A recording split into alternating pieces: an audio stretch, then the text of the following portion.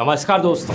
अक्टूबर 1982 Antarctica के बर्फीले तूफानों के बीच मौजूद एक रिसर्च स्टेशन में साइंटिस्ट जोसेफ फारमन कुछ मेजरमेंट्स ले रहे थे। ये धरती की एटमॉस्फेयर में मौजूद ओजोन की मात्रा नाप रहे थे एक मशीन का इस्तेमाल करके। अचानक से मशीन एक रीडिंग देती है जो बड़ी अजीब होती है। मशीन के अनुसार एटमॉस्फेयर में ओजोन की मात्रा 40% घट चुकी है नॉर्मल के कंपैरिजन में। जोसेफ इसे देखकर हैरान नहीं होते। उन्हें लगता है इतना अजीबोगरीब नंबर, ओजोन लेवल्स 40% कैसे नीचे गिर सकते हैं। पक्का इस मशीन में कुछ गलती है, मशीन ढंग से काम नहीं कर रही है, बड़ी पुरानी हो चुकी है वैसे भी। उन्हें यह भी लगता है कि अगर सही में ओजोन की मात्रा इतनी नीचे गिरी होती तो पक्का नासा की हजारों सैटेलाइट्स घूम रही हैं, वो उसे पकड़ लेती। तो वो अपना सामान बांधकर वापस घर चले जाते हैं। अगले साल अक्टूबर 1983 में वो दोबारा से आते हैं। इस बारी वो अपने साथ एक नई मशीन लेकर आते हैं और फिर से मेजरमेंट लेते हैं। इस बारी जो रीडिंग आती है उसके अनुसार ओजोन की मात्रा और भी ज्यादा घट चुकी है पिछले साल के कंपैरिजन में। उन्हें लगता है कुछ तो मसला है यहाँ पर, इतनी अनबिलीवेबल रीडिंग पॉसिबल ही नहीं है। लेकिन फिर से वो सोचते हैं कि पक्का अगर कोई प्रॉब्लम होती यहाँ पर तो नासा जैसी बड़ी बड़ी एजेंसीज ढूंढ पाती उससे। तो फिर से वो अपना सामान बांधकर घर चले जाते हैं। एक साल बाद और अक्टूबर 1984 जब वो दोबारा से पहुंचते हैं अपना काम करने के लिए, वो डिसाइड करते हैं कि इस बारी वो रीडिंग को किसी और रिसर्च स्टेशन में लेंगे। अपने ओरिजिनल रिसर्च स्टेशन से करीब 1000 मील दूर एक बार फिर से वो मशीन को रीडिंग के लिए सेटअप करते हैं और मेजरमेंट लेते हैं। पता लगता है ओजोन की मात्रा और भी ज्यादा नीचे जा चुकी है। यहाँ उन्हें एहसास होता है कि ये एक इमरजेंसी की सिचुएशन है। वो नासा के पास अपना सबूत लेकर पहुंचते हैं और जल्द ही दुनिया को पता लगता है एंटार्क्टिका के ऊपर मौजूद ओजोन होल के बारे में। हैरानी की बात यह थी कि ये ओजोन होल साल भर साल बहुत ही तेजी से बड़ा हो रहा था। नासा के साइंटिस्ट ने इसे ओवरलुक कर दिया था। जब वो अपने सैटेलाइट डेटा पर वापस गए देखने तो उन्हें कुछ ऐसी फोटोज दिखाई दी। साल 1979 बिल्कुल नॉर्मल, 1980 और 81 थोड़ा सा कुछ ब्लू ब्लू दिखने लगा, 1982 एक प्रॉपर होल दिखने लगा, 1983 ये होल और बड़ा हो गया और अगले साल 1984 ये होल इतना बड़ा बन चुका था। दुनिया भर में इस खबर को लेकर हल्ला मच जाता है। अगर इसी तरीके से ओजोन खत्म होती रही एटमॉस्फेयर से तो ये एक भयानक इवेंट होने वाला है। धरती पे मौजूद सारे प्लांट्स, एनिमल्स और इंसानों के लिए खतरे की घंटी बज रही है। ओजोन खत्म हो गई तो मानो जिंदगी खत्म हो जाएगी धरती से। और जिस रेट से ये होल बड़ा हो रहा था, इसे देखकर प्रिडिक्ट किया जा रहा था कि साल 2050 तक ओजोन लेयर पूरी खत्म हो जाएगी धरती। Every October, a hole appears in the ozone layer over the South Pole. The hole in the ozone shield is the size of the continental United States. The protective ozone layer is being threatened as never before. We're all at risk. Ozone depletion is not a natural thing. It stems from human emissions of chemicals called chlorofluorocarbons, or CFCs. इससे पहले हम कहानी में आगे बढ़े दोस्तों, ozone layer को थोड़ा समझते हैं। ओजोन एक गैस है, जैसा आपने स्कूल में भी पढ़ा होगा। इसका केमिकल फॉर्मूला O3 है, जहां दूसरी तरफ ऑक्सीजन का केमिकल फॉर्मूला O2 होता है। ओजोन का एक मॉलिक्यूल 3 ऑक्सीजन के एटम से बनता है। लगभग 600 मिलियन साल पहले की बात है दोस्तों कि धरती पर एक ओजोन लेयर का जन्म हुआ था। यह अर्थ की एटमॉस्फेयर में एक जोन है जो करीब 15 से 35 किलोमीटर ऊपर है धरती के सरफेस से। धरती पर मौजूद 90% ओजोन इसी एरिया में पाया जाता है। सरफेस से करीब 32 किलोमीटर ऊपर ओजोन की सबसे ज्यादा कॉन्सेंट्रेशन पाई जाती है, जो कि है 0.0015%। कोई इतना बड़ा नंबर नहीं है, बहुत कम मात्रा में गैस एक्चुअली में पाई जाती है एटमॉस्फेयर में, लेकिन इतनी छोटी मात्रा ही बहुत जरूरी है धरती के लिए। ओजोन एक्चुअली में ऑक्सीजन से ही बनता है जब सूरज की अल्ट्रावायलेट रेडिएशन आकर ऑक्सीजन के मॉलिक्यूल से टकराती है। एक बड़ा सिंपल केमिकल रिएक्शन यहाँ पर होता है। अल्ट्रावायलेट रेडिएशन की वजह से ऑक्सीजन का जो मॉलिक्यूल है उसमें ऑक्सीजन के एटम्स एक दूसरे से स्प्लिट हो जाते हैं और ये अलग हुए एटम्स जब ऑक्सीजन के मॉलिक्यूल से मिक्स होते हैं तो ओजोन की फॉर्मेशन होती है। O2 + O = O3। अब यहाँ पर एक कांस्टेंट साइकिल है जो बार बार देखने को मिलती है। अक्सर ओजोन का मॉलिक्यूल भी उस ऑक्सीजन के एक एटम से टकरा जाता है और दोबारा से ऑक्सीजन की फॉर्मेशन हो जाती है। इन दोनों रिएक्शंस की एक साइकिल चलती रहती है और इस पूरी साइकिल को चैपमैन साइकिल करके बुलाया जाता है। ये नाम रखा गया है साइंटिस्ट सिडनी चैपमैन के ऊपर, जिन्होंने इस केमिकल रिएक्शन को एक्सप्लेन किया था पहली बार मई 1929 में। इस रिएक्शन को फोटो डिसोसिएशन या फोटोलाइसिस बोलते हैं। फोटो यानी लाइट और डिसोसिएशन मतलब स्प्लिट अप होना। लाइट की वजह से एटम्स का स्प्लिट अप होना। ओजोन लेयर मेनली जानी जाती है दोस्तों हमको सूरज की हार्मफुल अल्ट्रावायलेट यानी यूवी रेडिएशन से बचाने के लिए। यूवी रेस की वजह से हमें सनबर्न्स हो सकते हैं, हमारा इम्यून सिस्टम कमजोर पड़ सकता है, कैटरैक्ट्स हो सकते हैं और स्किन और आंखों का कैंसर हो सकता है। अब आप यहां पर शायद सोचोगे कि अगर ओजोन का काम है यूवी रेस से हमें बचाना, तो हम सनस्क्रीन क्यों लगाते हैं अपने आप को यूवी रेस से बचाने के लिए।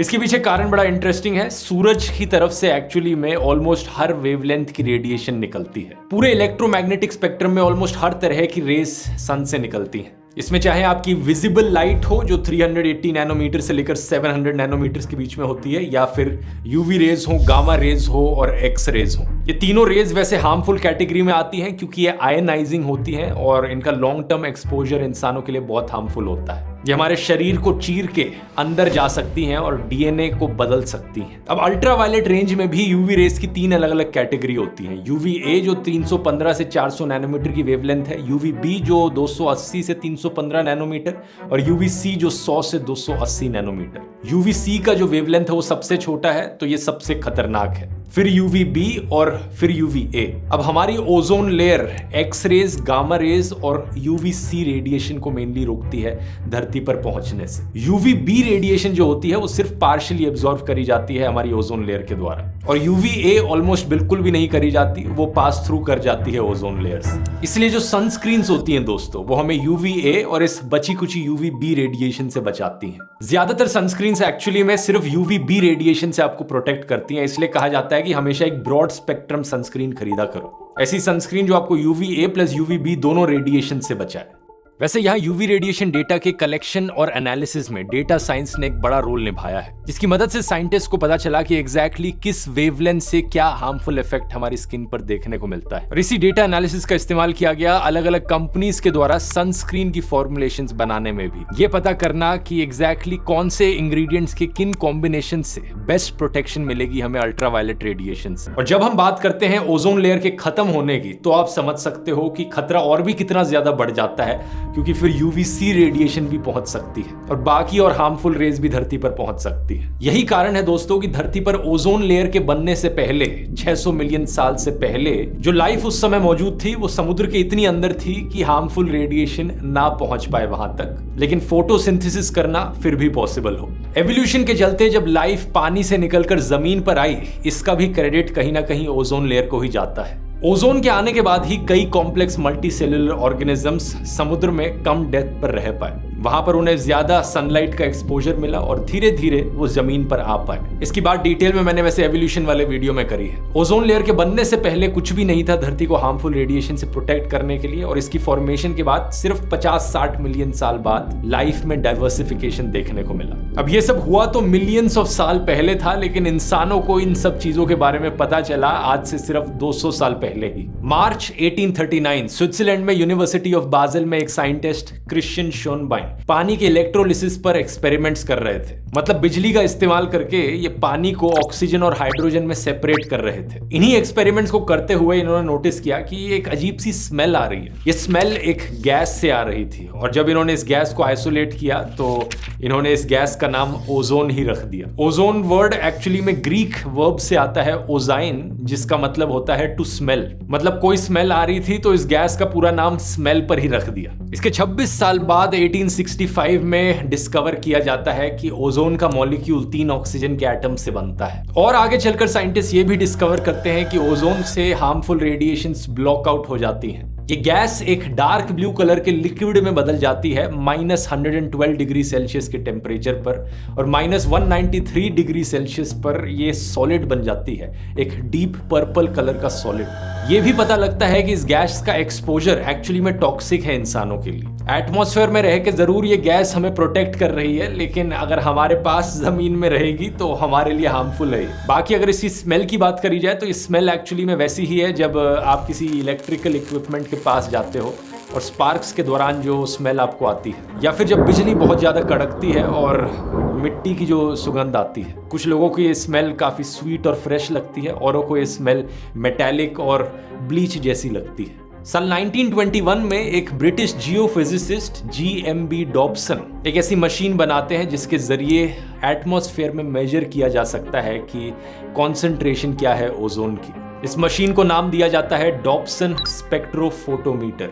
ये आज के दिन तक स्टैंडर्ड डिवाइस है जिसकी मदद से हम ओजोन को मेजर करते हैं एटमॉस्फेयर में धरती पर बैठे बैठे। इनफैक्ट ओजोन की जो कॉन्सेंट्रेशन है इसे डॉप्सन यूनिट्स में ही मेजर किया जाता है, तो ये यूनिट्स का नाम भी इन्हीं के नाम पर रखा गया है। ओजोन लेयर की नॉर्मल थिकनेस 3 to 5 मिलीमीटर होती है, जो कि 300 से 500 डॉप्सन यूनिट्स होते हैं। डॉप्सन की मशीन बनाने के 8 साल बाद सिडनी चैपमैन ने ओजोन की फॉर्मेशन की इक्वेशंस बनाई और चैपमैन साइकिल को दुनिया के सामने लाकर रखा। अब ग्राउंड लेवल पर जो ओजोन मौजूद है, मैंने आपको बताया वो इंसानों के लिए हार्मफुल है, तो उसे बैड ओजोन कहा जाता है। साइंटिस्ट शोनबाइन जब ओजोन के साथ काम कर रहे थे तो उन्हें खुद चेस्ट पेन होता था, सांस लेने में मुश्किल होती थी। वो ये भी देखते थे कि ओजोनाइज्ड एनवायरनमेंट में जो छोटे छोटे जानवर होते हैं वो मर जाते थे। आज के दिन बैड ओजोन जो है वो फॉसिल फ्यूल्स के इस्तेमाल की वजह से बढ़ रही है। स्पेसिफिकली कहा जाए तो नाइट्रोजन ऑक्साइड्स जो है NOx's, जैसे कि नाइट्रोजन डाइऑक्साइड, जब ये कोयले को जलाने से या गाड़ी के एग्जॉस्ट से रिलीज होते हैं, इनकी वजह से ओजोन फॉर्म होती है सरफेस लेवल पर। हीट और यूवी रेज की वजह से जो नाइट्रोजन डाइऑक्साइड होती है वो नाइट्रोजन ऑक्साइड और एक ऑक्सीजन के एटम में स्प्लिट हो जाती है, और ये ऑक्सीजन का एटम फिर ऑक्सीजन के मॉलिक्यूल से रिएक्ट करके ओजोन बनाता है। यहाँ पर नाइट्रोजन ऑक्साइड्स के अलावा VOCs भी जिम्मेदार हैं, जैसे कि बेंजीन, गैसोलीन के कंबशन से जो आते हैं। कई बार पेंट्स में इसका इवेपोरेशन होता है, जो दीवारों पे पेंट लगता है, या फिर नेल पॉलिश रिमूवर्स में होते हैं। जानने वाली बात यह है कि अक्सर वेदर कंडीशंस पर डिपेंड करता है कि ये बैड ओजोन कितनी ज्यादा फॉर्म होगी। गर्मियों के महीनों में ज्यादा फॉर्म होती है ये, जब ज्यादा यूवी रेडिएशन होती है और ज्यादा हीट मौजूद होती है। दूसरी तरफ जब बारिशें होती हैं और हाई ह्यूमिडिटी होती है तो कम ओजोन की फॉर्मेशन होती है। यही कारण है कि ओजोन को एक एयर पोल्यूटेंट भी कंसिडर किया जाता है। इसी आर्टिकल को देख लीजिए 2023 का, ozone emerges as lead air pollutant in Delhi.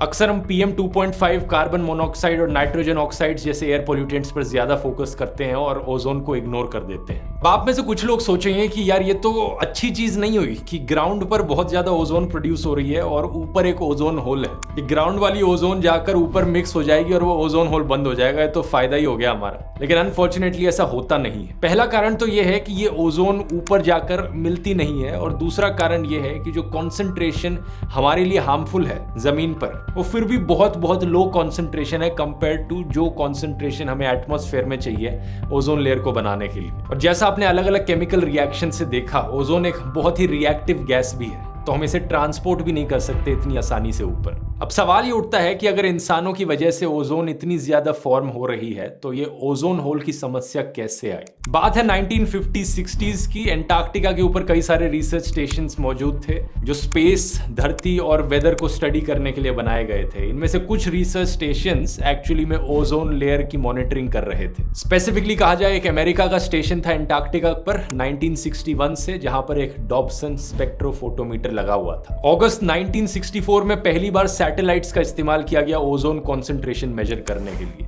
ये नासा की निम्बस प्रोग्राम की वेदर सैटेलाइट्स थी। 1970s में नासा को ये चिंता थी कि जो इतने सारे स्पेसक्राफ्ट्स वो चांद पर भेजने लग रहे हैं, कहीं उसकी वजह से एटमॉस्फेयर में कुछ डिस्टर्ब ना हो जाए। उन्हें लगा कहीं इन स्पेसक्राफ्ट्स की वजह से ओजोन लेयर पर बुरा असर ना पड़े। फॉर्चुनेटली स्पेसक्राफ्ट्स की वजह से कोई बुरा असर नहीं पड़ा, लेकिन बुरा असर कुछ और छोटी मोटी डेली लाइफ की चीजों से पड़ा। एक ऐसा केमिकल जो आपके हेयर स्प्रे की बोतल में था, शेविंग क्रीम के कैन में था और फ्रिज में सॉल्वेंट की तरह इस्तेमाल किया जाता था। इस केमिकल की कैटेगरी को हम बुलाते हैं क्लोरोफ्लोरोकार्बन्स यानी CFCs।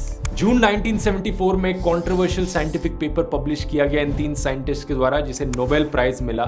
इस साइंटिफिक पेपर में दिखाया इन्होंने कि कैसे CFCs की वजह से एटमॉस्फेयर में मौजूद ओजोन खत्म हो रही है। इन साइंटिस्ट ने वार्निंग दी कि 40 से 150 सालों का लाइफ स्पैन होता है CFCs का, और इनमें पोटेंशियल है पूरी तरीके से ओजोन लेयर को खत्म करने की। इन साइंटिस्ट का बहुत मजाक बना इस पेपर के आने के बाद। कुछ लोगों ने इस पर बिल्कुल यकीन नहीं किया, कहा कि ये क्या नॉनसेंस है, ऐसे थोड़ी होता है। उस पॉइंट ऑफ टाइम तक CFCs बड़े ही आम केमिकल्स बन चुके थे। इनका ढेर सारी मैन्युफैक्चरिंग एप्लीकेशंस में इस्तेमाल किया जा रहा था। CFCs का एडवांटेज ये था कि ये धरती पर काफी स्टेबल होते थे, लेकिन प्रॉब्लम ये थी कि एटमॉस्फेयर में जाकर जब ये सन की रेडिएशन से टकराते तो ये क्लोरीन रिलीज कर देते हमारी एटमॉस्फेयर में, और क्लोरीन गैस के रिलीज करने के बाद एक बड़ा ही खतरनाक रिएक्शन होता। इस केमिकल रिएक्शन को देखिए, ये क्लोरीन गैस जाके ओजोन के मॉलिक्यूल से रिएक्ट करती और बनता ऑक्सीजन और क्लोराइन मोनोऑक्साइड। और जैसा मैंने चैपमैन साइकिल में बताया था, साइक्लिक रिएक्शन ऑलरेडी हो जा रहा था, तो ऑक्सीजन के इंडिविजुअल एटम्स प्रेजेंट थे एटमॉस्फेयर में वहां पर, और ये क्लोरीन मोनोऑक्साइड जाकर ऑक्सीजन के इस एटम से रिएक्ट करता और देता ऑक्सीजन और दोबारा से क्लोरीन। इन दो रिएक्शंस के मायने समझ रहे हो दोस्तों? क्लोरीन ओजोन से रिएक्ट करता है और दूसरे रिएक्शन के बाद आउटपुट में दोबारा से क्लोरीन निकलता है और ऑक्सीजन निकलती है। यानी वो जो क्लोरीन दोबारा से निकल रहा है वो फिर से ओजोन से रिएक्ट कर सकता है, जिससे फिर से ओजोन खत्म हो जाएगी और क्लोरीन प्रोड्यूस होगा। ये एक बड़ा ही खतरनाक लूप बन गया है। एक क्लोरीन का एटम हजारों ओजोन मॉलिक्यूल्स को खत्म कर सकता है। आगे कुछ साइंटिस्ट ने एक्सपेरिमेंट्स किए साइंटिफिक पेपर की सच्चाई पता लगाने के लिए, तो पता चला कि ये बात तो सच है। इन CFCs में मौजूद एक एक क्लोरीन का एटम इतना भयंकर इंपैक्ट डाल रहा है हमारी ओजोन लेयर पर। लेकिन साइंटिस्ट ने फिर भी एस्टिमेट किया कि अगर चीजें ऐसी ही चलती रही तो CFCs की वजह से 2 से 4% ओजोन लेयर खत्म हो जाएगी बाय द ईयर 2099। ये साइंटिस्ट की थ्योरेटिकल प्रेडिक्शन थी, तो लोगों ने ज्यादा चिंता करी नहीं एक्चुअली। फिर आते हैं हम दोस्तों जोसेफ फारमैन की कहानी पर, जो मैंने वीडियो के शुरू में बताई थी। एंटार्क्टिका के एक रिसर्च स्टेशन में मौजूद जोसेफ फारमैन हर साल जाकर एटमॉस्फेयर में मौजूद ओजोन की मात्रा चेक करते थे, मेजर करते थे। अचानक से 1982 में उनकी रीडिंग ने दिखाया कि 1/3 ओजोन लेयर खत्म हो चुकी है एंटार्क्टिका के ऊपर। ये रीडिंग इसलिए अनबिलीवेबल थी क्योंकि साइंटिस्ट ने अंदाजा लगाया था कि सिर्फ 2 से 3% ओजोन लेयर ही खत्म होगी। इसलिए इन्हें लगा था कि इनकी मशीन खराब हो गई होगी, तो अगले साल ये नई मशीन लेकर आए। उसने फिर से यही रीडिंग दिखाई। फिर इन्हें लगा कि इस लोकेशन में कोई दिक्कत होगी, तो वो दूसरी लोकेशन पर गए, फिर से यही चीज पता लगी। और जब इन्होंने आगे जाकर नासा को बताया, नासा के साइंटिस्ट ने मेजर किया, तो ये भयंकर इमेजेस हमारे सामने आई, जिसमें हमें दिखा कि एक साल में ओजोन होल इतनी तेजी से बड़ा हुआ जा रहा है। जो सारी थ्योरेटिकल प्रेडिक्शन साइंटिस्ट ने करी थी वो बहुत ही बड़े तरीके से गलत थी। एक्चुअली में सिचुएशन बहुत खतरनाक थी। अगस्त 1985 में यह पहला नक्शा दिखाया जाता है दुनिया को ओजोन होल का, कि ओजोन होल एंटार्क्टिका के ऊपर दिख कैसा रहा था। इस नक्शे पर नीचे मेजरमेंट्स डॉप्सन यूनिट्स में लिखी गई है। जैसा मैंने बताया 300 से 500 यूनिट्स नॉर्मल मेजरमेंट थी ओजोन लेयर की थिकनेस की, लेकिन ओजोन होल के बीचों बीच आप देख सकते हो कि ये मेजरमेंट्स 200 डॉप्सन यूनिट से भी नीचे गिर चुकी थी। कुछ जगहों पर ऑलमोस्ट 150 डॉप्सन यूनिट्स टच कर रही थी। Every October, a hole appears in the ozone layer over the South Pole. And what worries scientists most is they're still not exactly sure what causes the hole. अब जब आपने इसका पूरा पीछे का साइंटिफिक बैकग्राउंड समझ लिया है, आप जान सकते हो कि ये ओजोन होल एक्चुअली में कोई होल नहीं है वहां पे। ये बल्कि एक मेटाफोरिकल तरीका है बताने का कि ओजोन लेयर बहुत ज्यादा थिन हो गई है, पतली हो गई है उस जगह पर। जिस चीज को हम ओजोन होल कहते हैं वो एक्चुअली में वो ओजोन लेयर है जिसकी थिकनेस 1/3 कम हो गई है। 1977 में इसकी रीडिंग्स में मेजर किया गया था 250 डॉप्सन यूनिट। 1984 की रीडिंग्स में 160 डॉप्सन यूनिट तक रीडिंग आ रही थी। जाहिर सी बात थी तुरंत एक्शन लेने की जरूरत थी, लेकिन एक सवाल अभी भी साइंटिस्ट के मन में था कि ये एंटार्क्टिका के ऊपर ही क्यों फॉर्म हो रहा है ओजोन होल। इसके पीछे कई कारण बताए गए। पहला तो ये कि जो हवा ऊपर की तरफ जाती है वो हमारे नॉर्थ और साउथ पोल की तरफ कॉन्वर्ज कर जाती है, तो ओजोन लेयर का खत्म होना ना सिर्फ एंटार्क्टिका के ऊपर देखा गया बल्कि आर्कटिक के भी ऊपर भी देखा गया, लेकिन एंटार्क्टिका में ये चीज और ज्यादा देखने को मिल रही थी। इसके पीछे कारण बताया गया पोलर स्ट्रेटोस्फेरिक क्लाउड्स। ये एक तरीके के बादल हैं जो एंटार्क्टिका के ऊपर देखने को मिलते हैं। इन क्लाउड्स की ड्रॉपलेट्स में नाइट्रिक और सल्फ्यूरिक एसिड्स का मिक्सचर होता है, और क्लोरीन और ब्रोमीन जैसे केमिकल्स जो हैं वो एक्चुअली में इन ड्रॉपलेट्स की सरफेस पर रिएक्ट करते हैं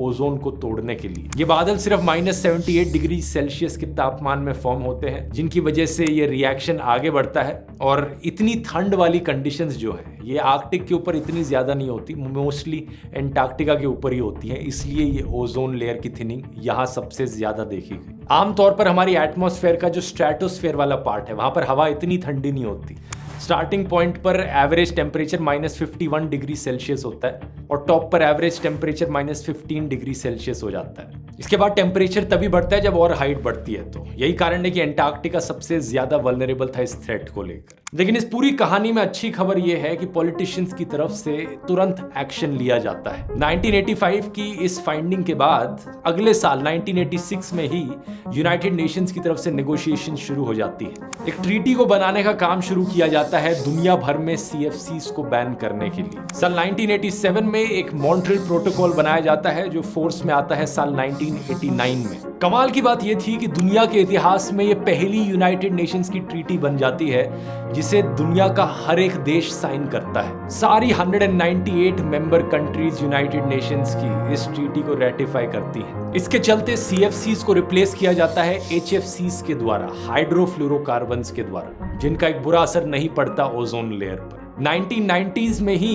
एक्शन लेना शुरू कर दिया जाता है देशों के द्वारा, CFCs का यूज कम होने लगता है। फिर भी साल 2000 में सबसे बड़ा ओजोन होल देखने को मिलता है जो ऑलमोस्ट 30 मिलियन स्क्वायर किलोमीटर्स में फैला था। ये इसलिए क्योंकि एक्शन लेने में और उसका इम्पैक्ट दिखने में थोड़ा डिले होता है, लेकिन पॉजिटिव रिजल्ट्स इसके जल्द बाद दिखने शुरू हो जाते हैं। CFC कंजम्पशन 800,000 मेट्रिक टन्स थी 1980s में दुनिया भर में। 2014 में ये नीचे गिरकर सिर्फ 156 मेट्रिक टन्स पर बच जाती है। 99% CFCs दुनिया के सारे देश मिलकर एलिमिनेट कर देते हैं। ये इंसानियत के इतिहास में अभी तक की सबसे बड़ी अचीवमेंट है शायद। 5 से 10 सालों के अंदर अंदर प्रॉब्लम को आइडेंटिफाई किया गया और दुनिया भर के सारे देशों ने उसके सोल्यूशन पर एक्शन लेना शुरू किया और आज इसका रिजल्ट हमें देखने को मिल रहा है। ओजोन होल छोटा हुए जा रहा है। जनवरी 2023 में रिलीज की गई यूनाइटेड नेशंस की रिपोर्ट के अनुसार अगले 40 सालों में चीजें वापस नॉर्मल हो जाएंगी और ओजोन होल पूरी तरीके से खत्म हो जाएगा। इन्होंने प्रोजेक्ट किया है कि साल 2040 तक ओजोन लेयर 1980 के लेवल पर वापस आ जाएगी। साल 2045 तक आर्कटिक के ऊपर से जो ओजोन होल है वो पूरी तरीके से गायब हो जाएगा, यानी हमारी ओजोन लेयर फुली रिकवर कर जाएगी और एंटार्क्टिका के ऊपर से हमारी ओजोन लेयर फुली रिकवर कर जाएगी साल 2066 में।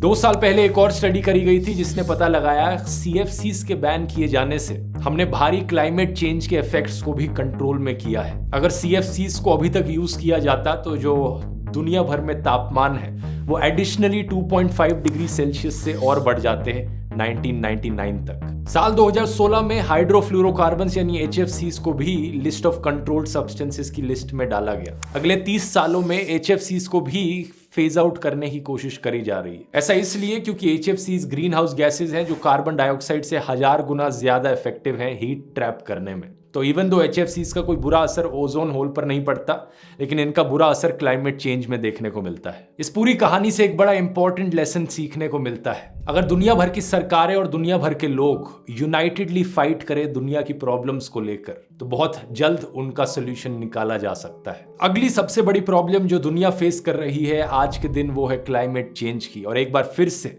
सभी लोगों को और सभी सरकारों को यूनाइटेडली एक्शन लेने की जरूरत है इस प्रॉब्लम से डील करने के लिए भी। आपकी क्या राय है यहाँ पर नीचे कमेंट्स में लिखकर बताइए। अगर ये वीडियो पसंद आया तो यहाँ क्लिक करके क्लाउड सीडिंग वाला वीडियो देख सकते हैं जिसमें मैंने समझाया है आर्टिफिशियल रेन और क्लाउड सीडिंग की टेक्नोलॉजी के बारे में। बहुत बहुत धन्यवाद।